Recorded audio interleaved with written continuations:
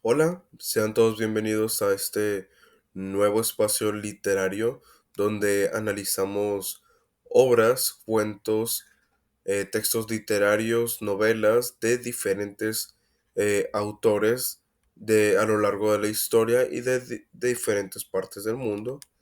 El día de hoy nos sumergiremos en un elemento crucial de la narrativa con una de las obras de Stephen King, un escritor mundialmente conocido, y hoy vamos a analizar la obra titulada La Niebla. Nos enfocaremos en el narrador. Este video se centrará en analizar cómo Stephen King utiliza al narrador para potenciar el terror y crear una experiencia inmersiva en su novela corta. Vamos a hablar desde su perspectiva, sus características y cómo esta lección narrativa afecta nuestra interpretación de la historia. Así que sin nada más que decir, continuaremos con el análisis. Ok, iniciamos con la pregunta inicial de ¿quién es el narrador en la niebla? Bueno, pues en la niebla el narrador viene siendo David Drayton, quien además de ser el protagonista, funciona como un narrador interno y subjetivo. Al estar la historia narrada en primera persona, todo lo que sabemos de los acontecimientos proviene desde su percepción, sus pensamientos y sus emociones. Mm, David no solo describe lo que sucede a su alrededor, sino que también reflexiona constantemente sobre los eventos, dándonos acceso a su interioridad, a su propio ser. Esto nos permite conectarnos profundamente con su experiencia, ya que compartimos sus miedos, dudas y frustraciones a medida que vamos avanzando con la lectura. Pero, ¿qué implica que sea un narrador subjetivo? Significa que todo lo que vemos está eh, filtrado por su perspectiva. Esto añade que esto añade un nivel de incertidumbre a la narrativa porque no podemos estar completamente seguros de que todo lo que está sucediendo sea 100% objetivo. Por ejemplo, la desesperación del grupo en el supermercado es tan intensa como él la percibe o está amplificada por su propio estrés de la situación que está viviendo. Este tipo de narración nos obliga como lectores a cuestionar todo lo que sabemos y a participar activamente en la lectura y en la construcción del mismo terror que Stephen King, que según a lo que veo es el propósito de él. Y bueno, el narrador y su impacto en la atmósfera del terror. Una de las grandes fortalezas de la narrativa de Stephen King es su habilidad para construir una atmósfera opresiva y, y el narrador es clave en este aspecto. Al experimentar los eventos desde el punto de vista de David, nos sumergimos completamente en su vulnerabilidad y su desesperación. El miedo que sentimos, eh, perdón, el miedo que sentimos no solo proviene de las criaturas ocultas en la niebla, sino también de la manera en que David describe la situación. Su tono, cargado de tensión y ansiedad, transforma lo desconocido en algo aterrador completamente. Eh, Aquí tengo un ejemplo en donde dice que cuando David habla de los sonidos que provienen de la niebla, como los crujidos y rugidos de las criaturas, no tenemos una descripción visual. Esto obliga a nuestra imaginación a participar y crear eh, la escena, ¿no? Llenar esos espacios vacíos de lo que puede ser que esté sucediendo y resulta ser algo mucho más aterrador que cualquier imagen explícita. Eh, Porque ahí metemos partes de lo que a nosotros nos aterraría encontrarnos, las figuras que nos darían miedo. Además, David es un narrador que no teme mostrarse vulnerable. A través de su narración sentimos el peso de su responsabilidad como padre al intentar proteger a su hijo Billy en medio del caos. Esto añade una capa a la historia que intensifica el horror porque no solo tememos, perdón, por la vida de David, sino también por la de su hijo Billy o por la de las personas que siguen a David.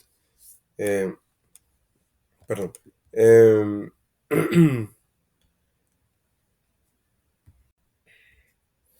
en otro punto tenemos a el narrador como medio para explorar la condición humana.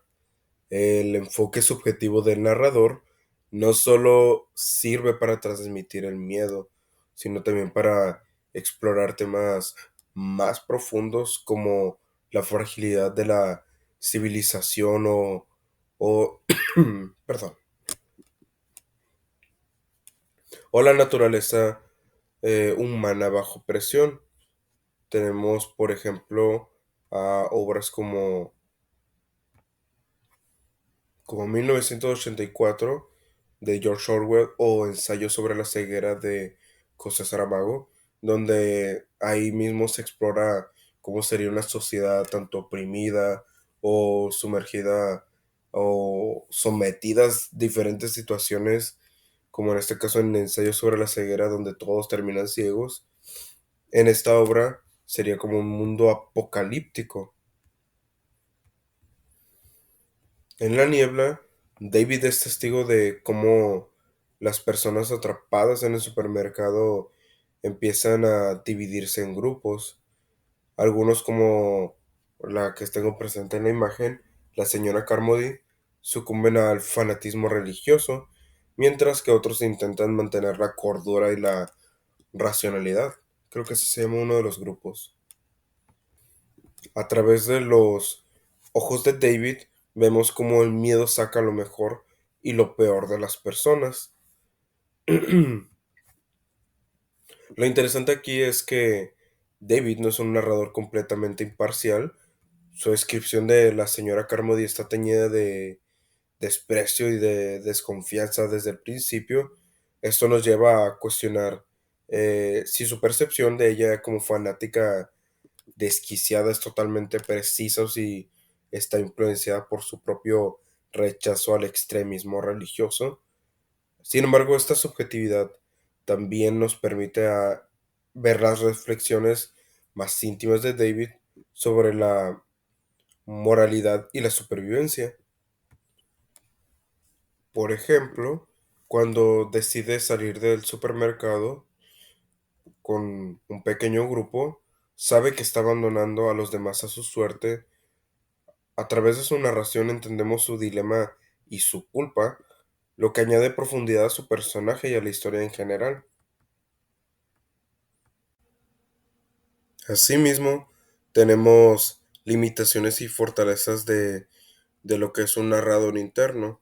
Como habíamos mencionado anteriormente, el hecho de que David sea el único narrador significa que nuestra visión de la historia está totalmente limitada a lo que él sabe y está experimentando. Esto crea un tipo de horror único, ya que compartimos su incertidumbre sobre lo que está ocurriendo mucho más allá de la niebla. Sin embargo, esta limitación también puede ser frustrante para algunos lectores, ya que hay momentos en los que quisiéramos saber más sobre lo que está sucediendo, perdón, en otras partes del pueblo o incluso dentro de la niebla misma. Pero estamos atados a la perspectiva de David. Por otro lado, esta misma restricción es también una de las mayores fortalezas de la narración de King. Al no tener toda la información, nuestra imaginación se convierte en parte activa de la historia. Stephen King confía en que los lectores llenan esos huecos o vacíos con sus propios miedos, haciendo que la experiencia sea mucho más intensa, ¿no?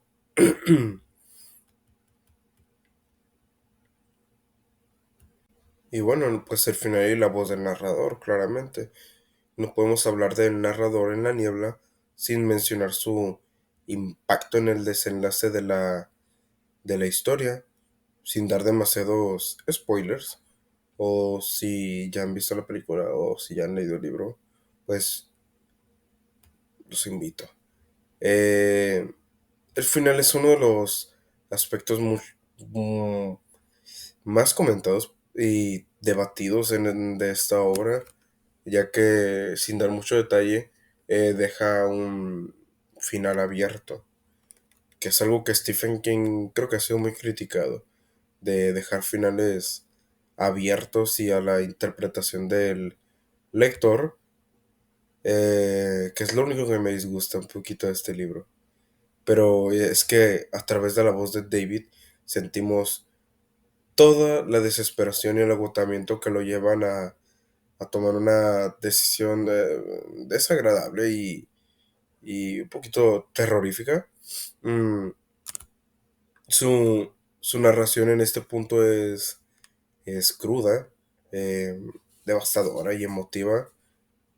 No hay grandes giros explicativos ni momentos heroicos, solo la voz de un hombre al borde del colapso. Este final, contado desde una perspectiva tan íntima, es lo que convierte a la niebla en una obra tan memorable. Nos deja con más preguntas que respuestas, pero también con una sensación de humanidad profundamente conmovedora. Y bien, el narrador en la niebla no es solo un vehículo para contar la historia, es el corazón mismo de la narrativa.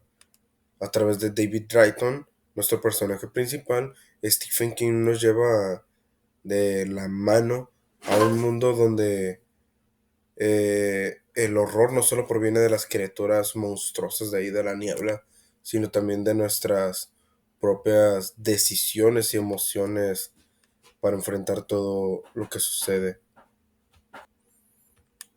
Y bueno, espero que este análisis les haya ayudado a apreciar cómo la elección del narrador puede transformar una historia de terror en una experiencia completamente inmersiva.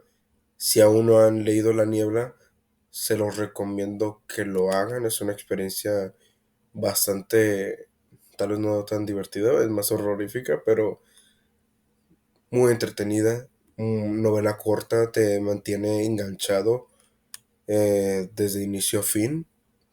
Es una obra que no solo los hará temblar, sino que también los hará reflexionar sobre las decisiones y cómo las tomarían en situaciones así, ¿no? Y por mi parte es todo. Nos vemos en el próximo video. Eh, Recuerden que a veces lo más aterrador no está en la niebla, sino dentro de nosotros mismos. Hasta pronto.